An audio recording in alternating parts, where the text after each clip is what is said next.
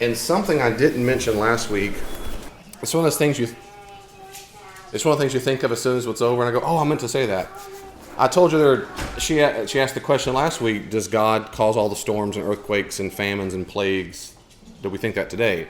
And I gave my response to it on the fly. And I said there are two reasons why I don't think he does it, at least today. There's a third reason that I forgot to mention. The third, well, my first two. The first two is We don't have a covenant. We don't have a covenant with God, and so there's no reason to think that God still sends plagues like that. That is to say, if God did in the Old Testament, there's no reason to think, even if he did in the Old Testament, he still does it to us today. There's no covenant like that with America and so forth. Two, because there's no biblical evidence that our sin or Adam and Eve's sin causes this, causes earthquakes, causes that. And the Old Testament, the Israelites' sin, they interpreted to be the cause of why God punished them. But today, if we generalize that and say all earthquakes or birth defects and storms are because of sin, we don't have biblical reason to think it's generalized. Some people go to Romans chapter 8, and they should, to talk about how earth groans, and I mentioned that last time, but Paul does not say sin caused that. He said creation has been subjected to futility by he who wants to restore it. That's God. So Paul believes that God is the one who, quote unquote, subjected creation to futility. That's what Paul believes. Well, that's what I was suggesting, but I gave it a scientific term. I called it the second law of thermodynamics. That is, all things turn into chaos.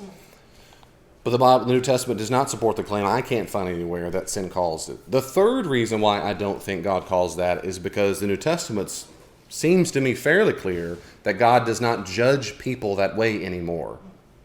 God's judgment was handled on the cross. He no longer judges the nations by earthquakes and famines and plagues. That was handled by Jesus. So God does not do now, apparently, what he did back then. He doesn't rescue people out of Exodus accounts and so forth. So that's the third reason why, that I don't think he does anymore. I think if you say God's still doing it, it means you think God, if God sends a storm now, he sent Katrina, that means you think God is still judging the human race that way. And I'm saying when you read the New Testament, it seems to me there's no way you can allow that as a conclusion, because it sure seems to me the New Testament authors believe that Jesus was the end of that all of the judgment of the earth's problem sin from 2,000 years ago forever was handled on the cross. And that judgment's until Judgment Day. But in between then and now, it's handled. So that was the third reason. What other questions or comments do you have about that or anything we've covered in the study? If there's no questions, chapter 9, we're doing the law. If you're in your workbook, if you read the book, then you know that was chapter 9. Hopefully you didn't keep reading to chapter 6 or whatever it was. No? Good. Chapter 9 was the law. So we did Old Testament narratives. We talked about how to pay attention to the narratives. Now we're switching gear. A huge chunk of the Old Testament is what we typically call the law. And the authors here, this is more Douglas Stewart, Dr. Stewart, Professor Stewart, who says this, page 19 at the top. God gave Israelites the law as a gift. They didn't earn it. It's just a gift. Quote, or A, to establish the proper moral behavior they were to have in community with one another. I'll say that one more time. To establish the proper moral behavior they were to have in community with one another. That's how we treat each other. B, to establish proper worship of Yahweh. And C, to establish proper boundaries between their community and their neighbors. That's pretty logical if we think about it. How do we treat each other as a community? How do we treat God? And how do we mark ourselves as different or distinct from other nations? Now, why do they give a rip about being distinct from other nations? Because other nations don't have what? What do they not have? They don't have God. There's no covenant with God. He's forming a particular people group. That's why the prophets like to use the vocabulary of a marriage. God didn't marry all the nations. He married one people group. And that's why the analogy used all the time of adultery when they mean worshiping other gods, or betrayal, or divorce. He married one people group. That's a little footnote. That's very important to remember when we talk about ethics. That's why a lot of things he did back then and what they did back then are no longer applicable to us today. Because we are not Israel. We're just not Israel. We don't have the law. So the laws can sound bizarre to us. They just can. At least they do to me, a lot of people. They sound random and bizarre to us, but they were always meaningful. We have to assume that in their ancient contexts. You think about that. These weren't stupid people. They would have written things that people understood.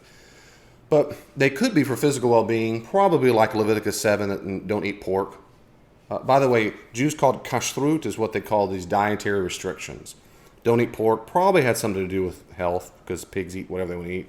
But also typically because their nearby neighbors did things like that. Like you do not ever cook a young goat or its kid, right? It's called a kid, and its mother's milk.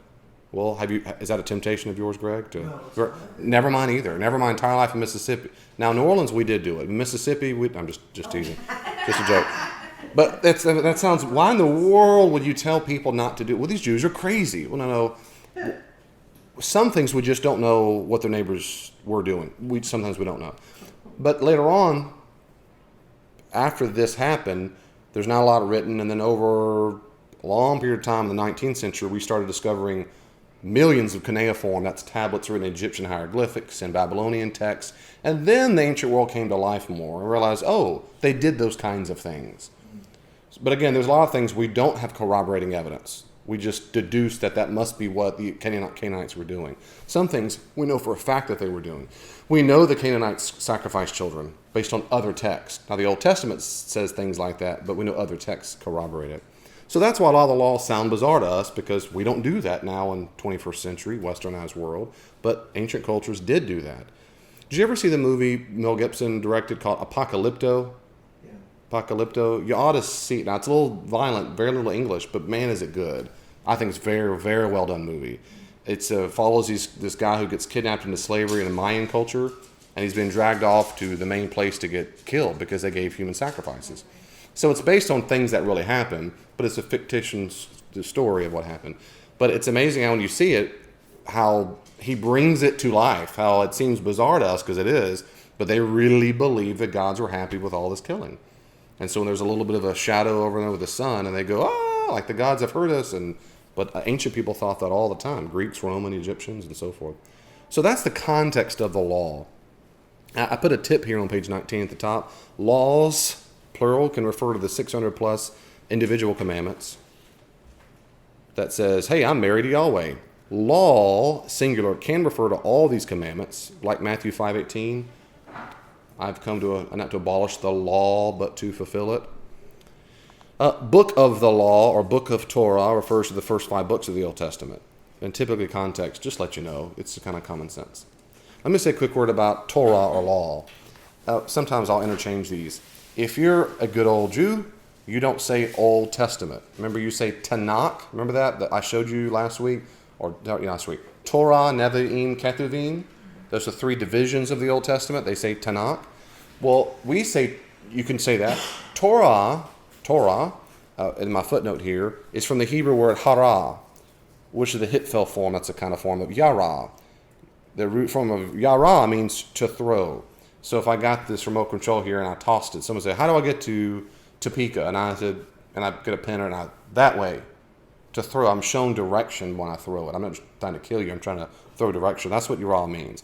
So Torah really is better translated direction or guide.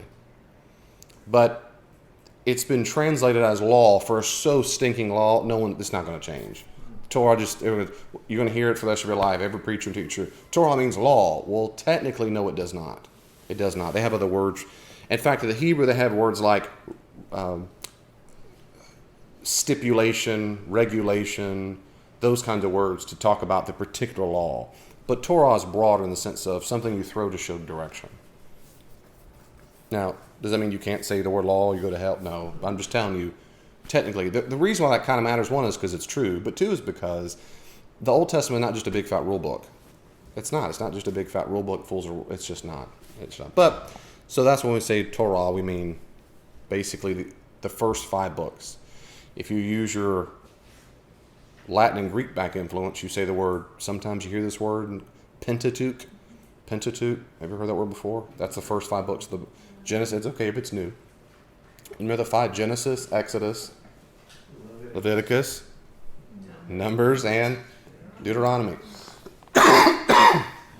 Genesis, Exodus, Leviticus, Numbers, Deuteronomy. Those first 5, that's the 5 pillars of Jewish scripture.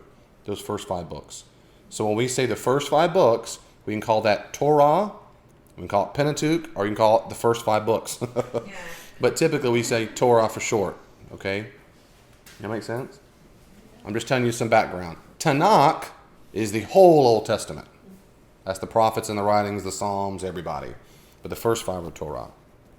Does that make sense? So inside of the Torah, the first 5 books, is a huge collection of sayings called what we call laws material. And we'll look at some of these laws a little bit later on. Roman number 2.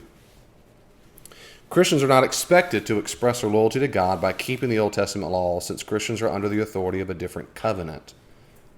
Seventh-day Adventists don't think that. They think that you're supposed to keep following most of the Old Testament covenant. And I find that very unconvincing. Secondly, they themselves don't follow all of them because they don't go to a temple and sacrifice animals. So they pick and choose which ones to say and say, we're really followers of God. But then my question is, why pick and choose those? If you're going to follow it, you need to build a temple, you need to go all in.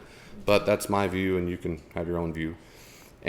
But another thing is, I don't know if I say this, when we say the word covenant, the Latin word for covenant is testamentum. That's why we say the word Old Testament or New Testament. It just means covenant. And covenant just means, I'll say this when we go to the prophets, which is next week, I think, or no, 2 weeks from now. Covenant just means a really binding contract you have with some person. Elaine and I made a covenant when we got married. We made vows, that's all. In fact, in our bedroom is a frame of the vows we made, which if I go back, I'd make them even better. But those were our vows at the time when you're 21 years old. But there's a covenant we made with each other to be faithful, to have and to hold, rich and poor. We made a covenant with each other. I have things to do, she has things to do. In the Old Testament, this kind of covenant is called a suzerainty covenant, where a suzerain, someone who's much better, it's kind of good like marriage, like Elaine's much better than I am. But I really know a suzerain would be like the Lord or a very wealthy person coming in and making a covenant with me, little old me. Something like that. There's a clear, higher, more important VIP with a lower not a VIP. And that's what we have in the Old Testament. Very common in the ancient world. And the Jews thought they had that kind of covenant with God himself. Or to use the Latin word, a testament. Testamentum, Old Testament, New Testament. So Christians forever have not believed that the Old Testament is as binding on us, morally binding. We've got to do that as much as the New Testament. There's not a skeptic or atheist I've ever met who understands that. They think if it's Bible, and all Christians keep calling it God's Word, it must all be equally morally binding. That's not true. It's equally authoritative, but it's not all equally morally binding. Christians are in no obligation to go off and sacrifice an animal tomorrow, though almost the entire book of Leviticus tells you exactly what to do at the temple. We don't have a temple. Jews don't have a temple anymore. Jews don't even give sacrifices. I know Jew today thinks they go to Leviticus and thinks it's morally binding. I think it's authoritative, but that's a different story. Now, if you want, we can talk about that later. But Christians don't think that. Does that make sense what I'm saying? So we're under a new covenant, a new testament, a new marriage contract. As Christians, it's through Jesus. It's not through Moses. So that's why this whole bullet point is very important here, is that we're not under the authority of the Old Testament.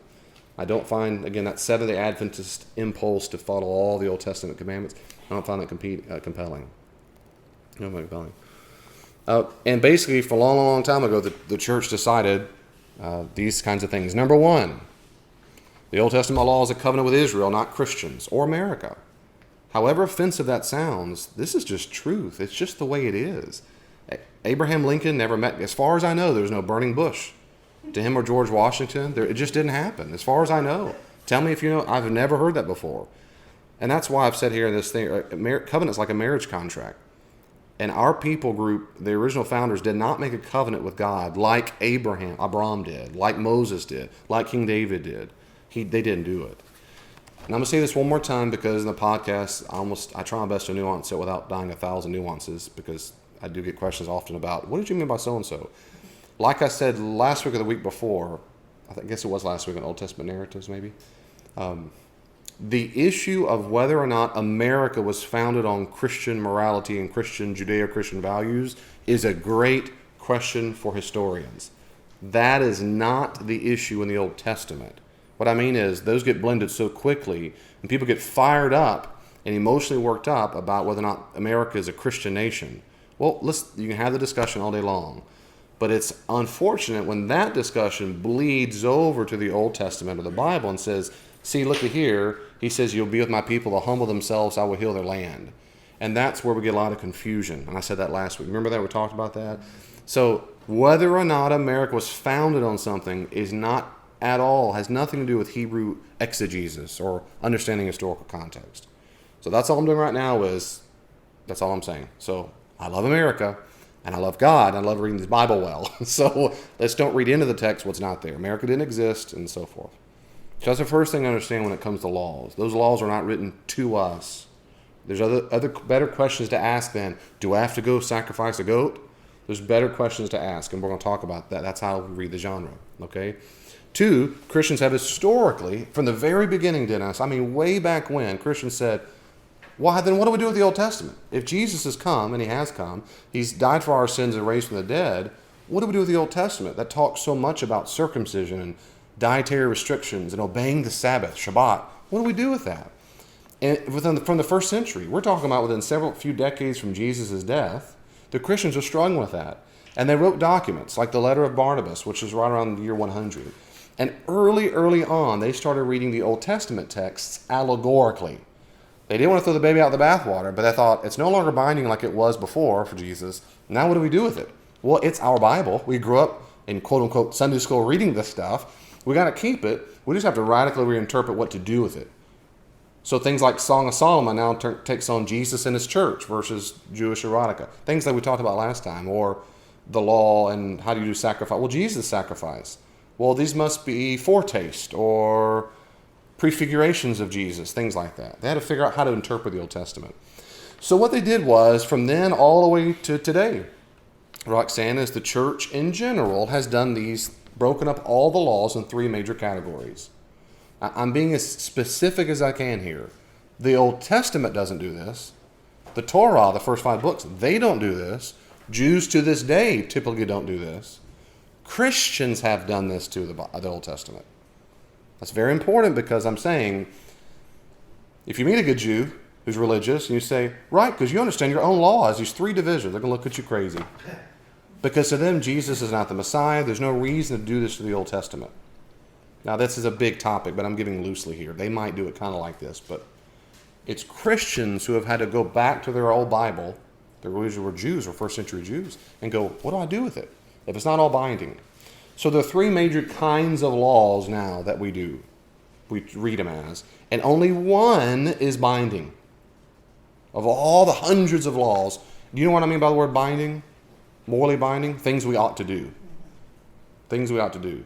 I tell my children, be sure to make your lunch. Well, when they're 23, that's not binding anymore. It was binding for a while. It's not morally binding, right? Well, that's what the Christians believed about the Old Testament. Now that Jesus has come, they've graduated. In fact, Paul even used that exact word in Galatians. He says the law was a pedagogos. We get the word pedagogue or teacher. If you know your teaching background, pedagogy is a science of teaching. The science of teaching is called pedagogy. That's a Greek word. Pedagogue was the tutor. And in the first century Greco-Roman context, it was the person, like a nanny, who took the child to school, stayed with them at school, and walked them home, helped them do their homework, and disciplined them when they did the wrong thing.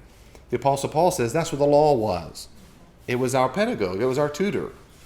That is to say, you outgrow it. It was real useful for a while, but now that Jesus has come, we don't need it anymore. So in that same vein, Christians have divided the laws in 3 areas. Number 1, civil laws. That's things that Israel did back then with the laws. You might say, well, just civil law, criminal proceedings. What happens when someone breaks the rules and breaks the law? It would be just like it is today. And that's what they did back then. A little footnote, because it's always fresh on my mind in podcasts, because I do a lot with skeptics and atheists. And I just recently did several podcasts on atheist blogs, and so it's fresh in my mind. One of the most common things skeptics and atheists like to pick on is when they read Old Testament laws that we deem civil laws, and they think they're morally binding. So they'll say, you can kill a disobedient child. This is stupid. That's how immoral your God is. You think it's okay to do that. That was a civil law that was appropriate for 4,000 years ago under certain circumstances. Only for a people group whose God was their king, or a theocratic nation. That is, the priest ruled. We're not theocracy. America is not at all. It's a republic. We're not run by the priest in the past. We don't have state-run religion. Well, it doesn't apply to us. But when you don't know that, you don't know how to read the Bible, you take these things and rip them out of context, and you think stoning a rebellious child is just as morally binding as love your neighbor as yourself. You see how confusing that would be to a person who doesn't know how to read the genre? And so it's not I didn't write this workbook and they didn't write the book in response to New Atheist. This is the way Christians done it forever, if that makes sense. So it's helpful for us to know what to do with those maybe sounding disturbing texts. Of what, does that make sense? So civil laws, read Leviticus 24:11-12 if you don't mind. Or 22. Let's read Leviticus 24:11-22. The sons of Israel did, just as the Lord had commanded Moses. Whoa. So those are a perfect example of civil laws. What do you do if you do this, X, Y, Z? It's called, and these apodictic laws, what they're technically called. This eye for an eye, tooth for a tooth. Which verse was that? Fracture, that's verse 20. That eye for eye. There's your phrase. You heard that before? Eye for an eye, tooth for a tooth. That's straight from the Bible. We call it the lex talionis. Latin means law of the tooth. And with that, most Old Testament scholars believe the lex talionis is there because it's there to limit retribution. Now, why do we think that? When you compare other Old Testament law codes, like the law of Hammurabi, he was the basic king of Babylon, we have all these other law codes in the ancient world. Theirs were crazy. So if you hurt my daughter, I can kill your babies. If you hurt my dog, I kill all your livestock and your mom. I mean, they just kind of the bloodlust would go on. And that's how tribal warfare kept going on and on.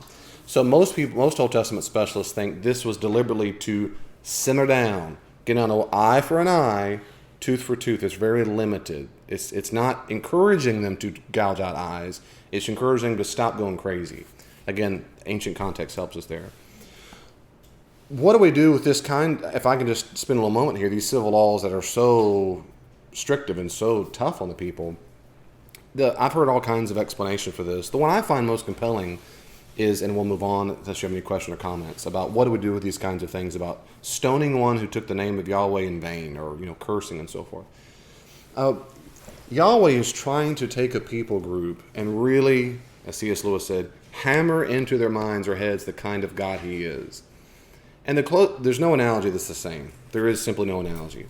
But by analogy, let's imagine for a second, you adopted a group of 100, just to make it small, 100 children from a different country who were known for breaking the rules and the laws and were deep seated in a different culture where it was good to steal, hit, hurt people, have fights, start gangs.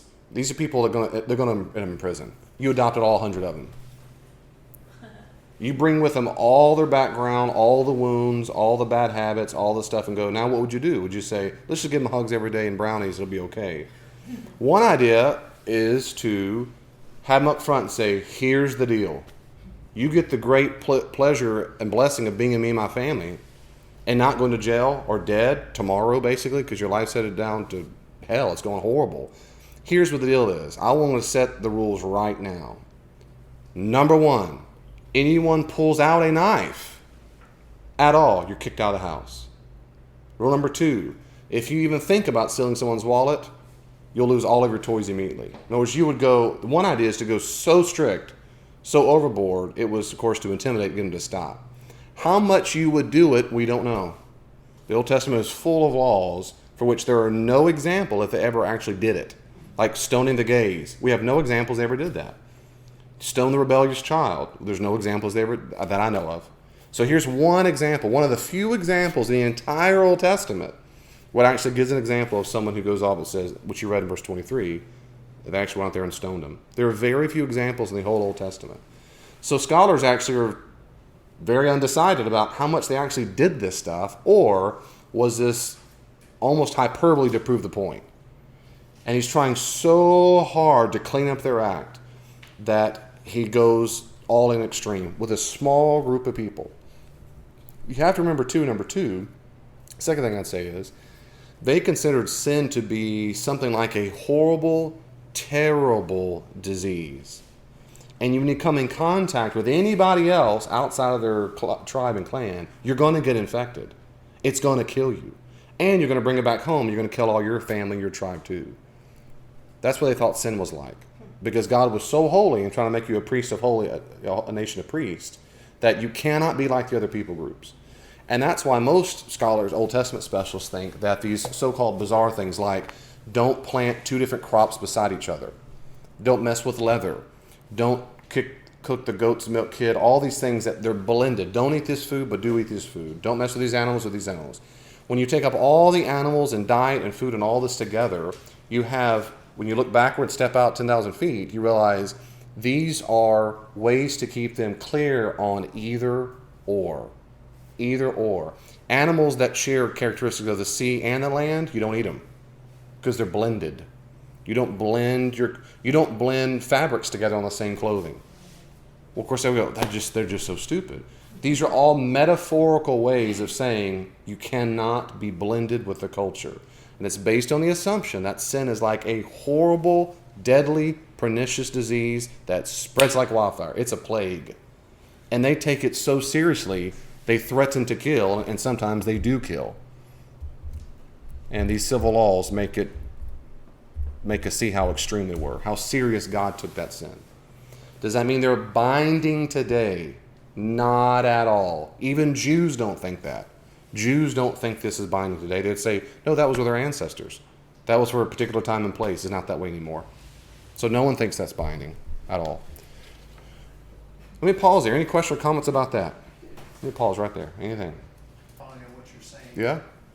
Yeah, and just to repeat, that there's a degree to which they're protecting the community and society by having people outside the cities, like those who have skin disease. And actually is a better translation. Leprosy is too specific. Even Hebrew and Greek, it means something of a disease of the skin, of which leprosy might be one of them. But yeah, that's right, out of society, because they believed also that those kinds of things made one ritually impure. And I think I say this later, maybe somewhere. I'm sorry, I forget now if I say it now. But they believe ritual impurity is different from moral impurity, though they're related. They're related. Ritual impurity and sin and impurity is, again, like it's like a residue. It's something you've collected on you. Going out there when there's a lot of pollen out in the air and you come back in, you go, look, there's pollen all over you. Got yellow all over your shirt. You collect it. Well, you collect that. Once you collect it, you cannot be in the presence of God. To be in the presence of God, to be in the presence of God, I think as one scholar said it, it's like being in front of something radioactive. It's not bad inherently. It's when you get near it. Your skin doesn't jive well with it. Your proteins, they get killed, right? So that's what chemotherapy kills the cells. Well, radioactivity does the same thing. Well, God's holiness is like that. So when we get close to Him, the closer we are, if there's any pollen on us, it kills us right away. We're impure. Well, ritual impurity gathers on you pollen, gathers on you all kinds of things. You can be getting near a corpse. You can deal with leather. Women can menstruate. You can have babies. You can have a skin disease, any kind of infirmity. These things make you ritually impure, which means you can't go to the temple and offer sacrifices. What do? You do what the Levites or priests would tell you. In the Old Testament, there are several things. You get baptized. You're on timeout for 7 days. If you have a boy, you're in timeout for less than a girl. If you have a girl, I think it's 7 days impurity. A boy, it's 3 days impurity. Yeah, so I didn't make the rules. So there's different ways of doing that. If you menstruate, if you have a baby, if you have a near a corpse, there are commandments on how long the pollen has to wash off, as it were, how many baptisms you have to do. And it protected the community because if you come in touch with me, it'll rub off on me. Well, I don't want that to happen. I want to go to the temple and offer my sacrifice. And so then the real goal of holiness, flash forward a couple thousand years, little footnote, the Pharisees thought the same kind of thing. So they wanted to live a lifestyle that they're always ready to go to the temple. If Greg said, let's go, they go. Because they live a lifestyle such they never come in contact with anything impure. Which is why you never, ever have a meal with a Gentile, because they're going to contaminate you. They're going to do it. That's one of the number one most contentious things of Jesus' ministry, is that He has food with sinners. And that's exactly what the prophets go. When this woman washes her hair with feet with hair, right, he's crying. He goes, if this guy were a prophet, he would know exactly what's going on. This guy's a dummy. He's rendered unclean now. That's the most controversial thing. One of the most controversial is he had food with people who rubbed off on him. Pollen got everywhere. And he goes, but see, and that's a long story later on. But anyway, that's one of the big deals. So Pharisees try to live that way all the time to, quote, protect the community. Of course, that means there are a lot of social outcasts. Poor people could be that way for various reasons, all kinds of reasons. So that's right. These civil laws both punish people for breaking the rules. They also protected the community from punishing more laws, because it was, again, a deadly disease, you might think of that way, that influenced people. Not to mention other people groups when they went to war. If Chelsea and Wilman were of the tribe of Topeka, and we beat you, William's got to go, and you might have to too, because if you come and marry guys in our tribe, you're going to bring your gods with you. Everybody did that way. They all brought the gods with them. And all through the Old Testament, there are examples of, think of one woman in particular who brought all her gods with her. Who? Old Jezebel. And others who brought their gods with them. And brought their gods with them. When that happened, again, it tempts the man. He starts worshiping other gods. And so oftentimes you'll say, no, don't marry or kill him too, or don't, because it contaminates the whole group. Let's move ahead. Ritual laws have to do with the different worship.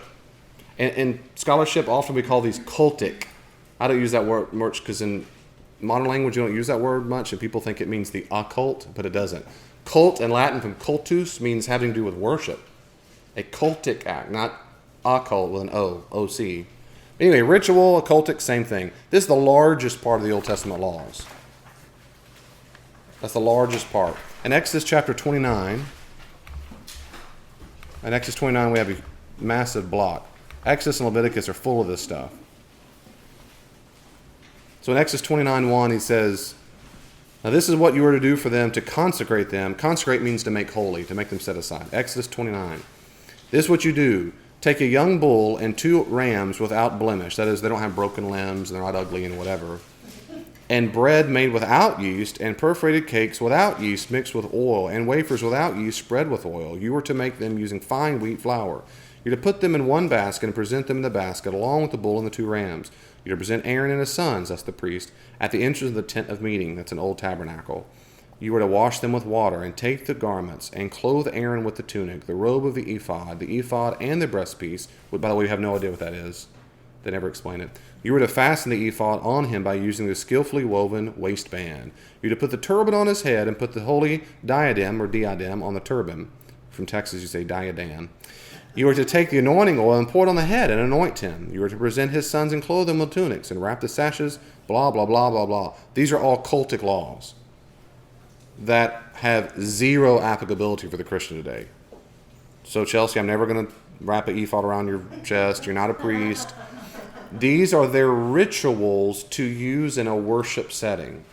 Now, if I make a little snide footnote, many churches today have all kinds of ritual laws and cultic laws, like don't run in church, sit up straight, sit in a pew. It's not church unless you have an organ. You got to be singing hymns. You got to have this certain Bible translation.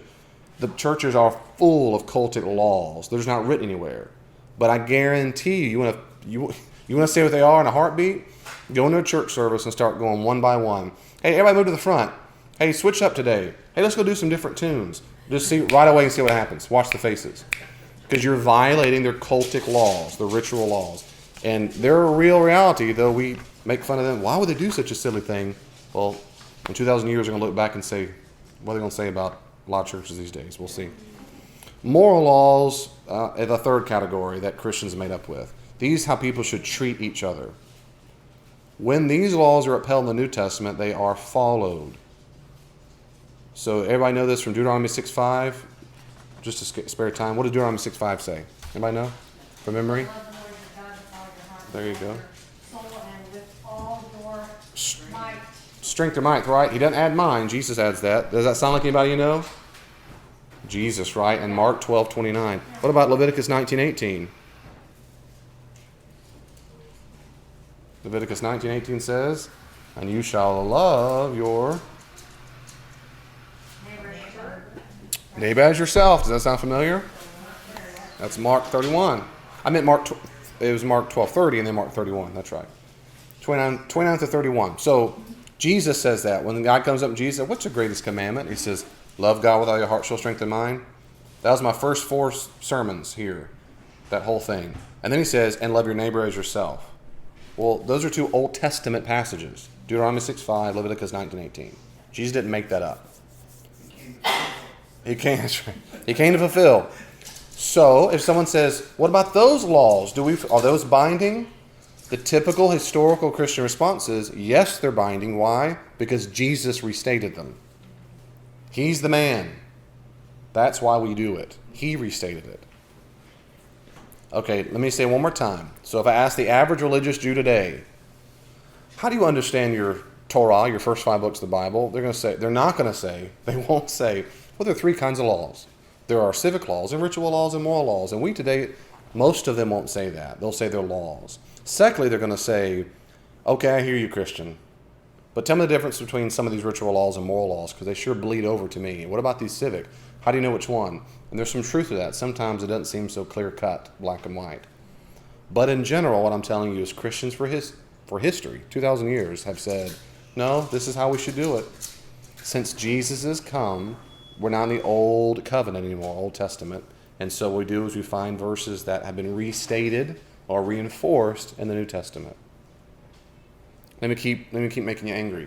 Everyone says, well, look at the 10 Commandments. Clearly. Must be morally binding after all my life. No, they're not. The 10 Commandments are not restated in the New Testament. 9 of them are, not the 10th one. The Sabbath. Keep the Shabbat and keep it holy is never restated in the New Testament. The 10 Commandments are not restated. 9 of them are. That's why Christians to this day do not celebrate Shabbat or Sabbath. I bet all of you move around and do cooking and all kinds of stuff and go to the fairgrounds or whatever on Saturday. It's always been Friday night to Saturday night. It still is. Jews still celebrate Shabbat or Sabbath, Friday night to Saturday night. Sunday is not the Christian Sabbath. We celebrate Sunday because that's the traditional day that Jesus was raised from the dead. So it's mini resurrection day. So Christians don't have Sabbath. David, does that mean we should never have a day of rest? No, we should rest. Doesn't matter what day it's on, but I think it's a good thing to do, and I can make that argument for other reasons. But not because the 10 Commandments said so. Told you to make you mad. Wait, let that simmer. I will never preach from keeping a Sabbath. I will talk at times about having rest. I think that the principle of that is important, but I can take the principle of keeping the Sabbath and I can show that in different biblical texts as a theme about not worshiping productivity, worshiping busyness, allowing time to reflect on what God has done, and I can do those kinds of things. So I think, loosely speaking, Sabbath rest, quote unquote, I'm giving air quotes to the podcast, Sabbath rest, I think I support, but I do not support it when preachers and teachers say, we have a Sabbath, and you should always have a Sabbath. You should do no work from Friday night to Saturday night or all day Sunday. My question is, why do you think that?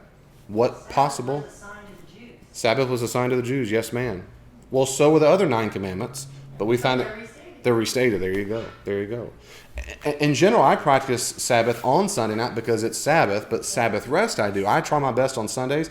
I wanted to have this growth group on Sunday nights. I thought, no, Sundays working Sunday mornings like working 3 times your shift in one. It's just a demanding, emotional, psychological, spiritual, mental thing. And after I eat lunch, I am just ready to collapse. But I also try not to read. I want to read and study for next week. And I like to veg out on CBS this morning and just take a nap and just it's healthy and good.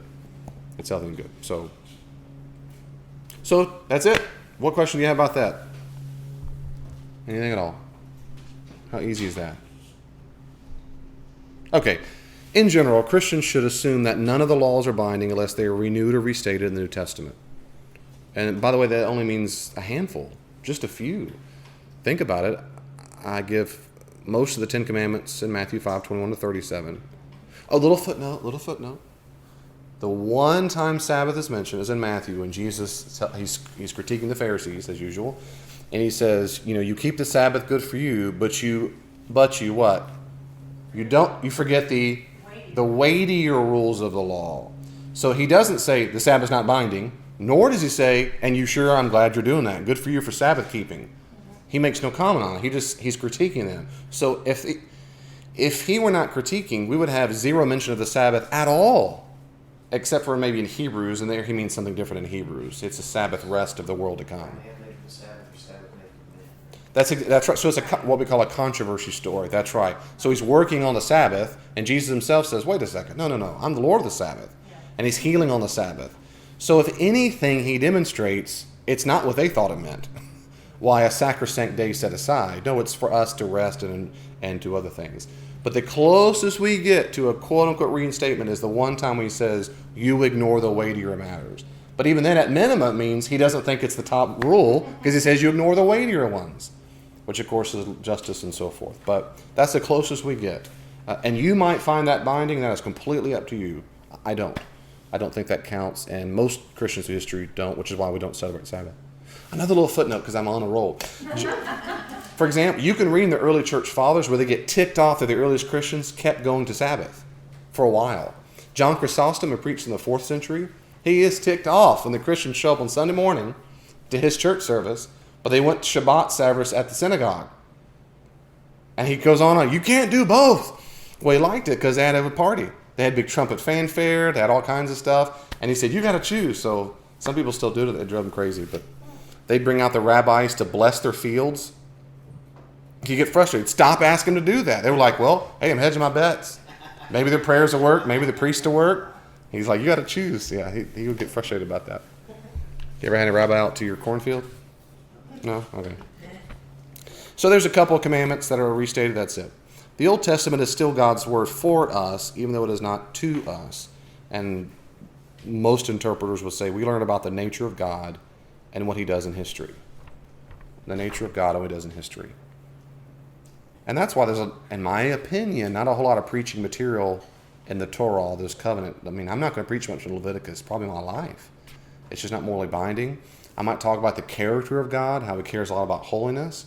But I've got tons of New Testament verses to do that. And if I'm going to preach about it, I'm going to go to the New Testament and just cite the Old Testament as support and then go back to the New Testament because that's what's morally binding. Does that make sense? And so it's that's my view. Not everyone agrees, but for these, based on these guidelines, that's how it is. What about Matthew 5:18 when Jesus says, the law will not pass away until all is accomplished or fulfilled or perfected? The Greek can mean all those, accomplished. Well, that's debated in scholarship, and this, what I say here, is a pretty much consensus view, or one of the views. He's referencing at least God's intentions in the Torah to rescue humans from sin. Jesus is not suggesting, he cannot have been suggesting that every individual commandment is still binding on his followers as the sole means of demonstrating loyalty to God. As the sole means of demonstrating loyalty to God. Jesus and the Jewish disciples certainly followed Jewish laws. However, Jesus believed that he was accomplishing or fulfilling the law by his ministry, death, and resurrection. Not that to sink in, whatever he means, he can't mean go do everything in the Old Testament. Because he constantly said, I mean, he's healing on the Sabbath. He's doing stuff on the Sabbath. Why don't your disciples wash their hands? I mean, there's a whole host of things. That's maybe not so good example. There's things they don't do anymore. They don't offer sacrifice as far as we can tell. They believe Jesus was the final sacrifice. But there's other things they apparently did do at the temple, even right after he died. But all that say that can't be the case. And to say it in part B, it's really clear it's not the case when you compare it. Listen here, when you compare what Jesus did to what other rabbis said in the Mishnah and Talmuds, Jesus does not walk around calling everybody to follow the Old Testament. June, how's that Old Testament coming? Sarah, have you been memorizing your Leviticus lately? Jesus doesn't do that. Pete, come here. Now, okay, all right, recite this for me again. In the beginning, God of heaven. He doesn't do that. He does not. That's what rabbis did. Rabbis called people back to greater stipulations of the law. Holiness, go back to Leviticus. Get ready for the temple. Jesus did not do that. He called people to himself. So what he cannot mean is just redo the Old Testament. That's what the average rabbi did. But that's not what Jesus didn't get killed for that. Do you see does that make sense what I'm saying? So at least it can't mean that. But you're going to hear this often. People say, Seventh-day Adventist or a skeptic, atheist. Even Jesus said, I've come to fulfill it. To which my response is what I just said. At least I know for minimum, he cannot mean what you're thinking he's meaning. Because he did not call people to that. In fact, part C, if you took out this verse from the New Testament, we would never have said what we're talking about right now, ever. We would assume he did not come to talk about at all much of the law. Though he appeals to it and so forth, mainly about messianic claims, but not Leviticus, not going to the priest to make sure you offer good sacrifice. He's the ransom, right? I'm the sacrificial lamb, so he just barely talks about it. This last thing gets people more mad. I love this study. Just make everybody mad all the time, everything. They did not consider the law as a means of salvation. Can I pause there for a second before I get on that? What question or comments do you have? Or do you take a break? Because I'm about to do a little